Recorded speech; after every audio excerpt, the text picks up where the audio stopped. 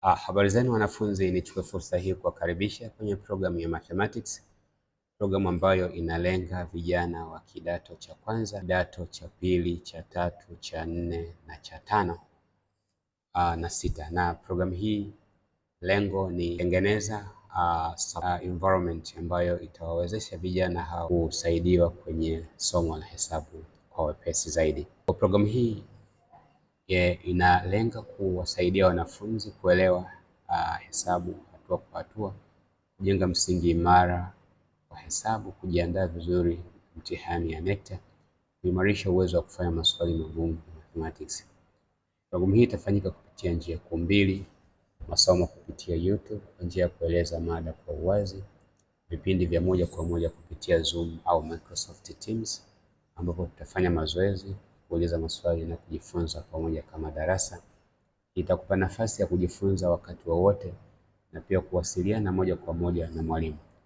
Kwa kila kidato programu itaanza rasmi tu pale ambapo tutapata wanafunzi angalau 20.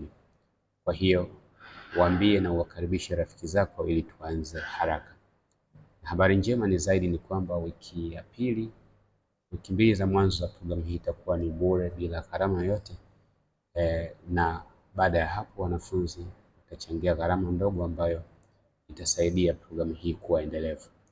Wanafunzi watafundishwa vipindi halisi online, mazoezi ya mathematics yatatolewa na njia mpya kwa maana tips za kuelewa mathematics kwa urahisi zitatolewa. Basi nichukue fursa hii kuwakaribisha. Kumbuka kwamba mathematics si ngumu, unachohitaji ni maelezo sahihi, mazoezi ya kutosha, mwalimu anayekuongoza vizuri, na hayo yote utayapata katika programu hii ambayo inakuja. Usisubiri tena, jiandikishe sasa katika programu ya msaada wa hisabati ya mwaka mzima. Waambie marafiki zako, undeni kundi la darasa lenu, waalike waje kwenye programu hii ujumla wake.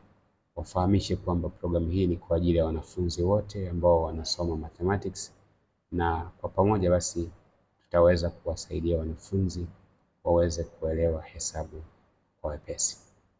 Basi niwaambie kwamba ufaulu wako wa hisabati unaanza leo.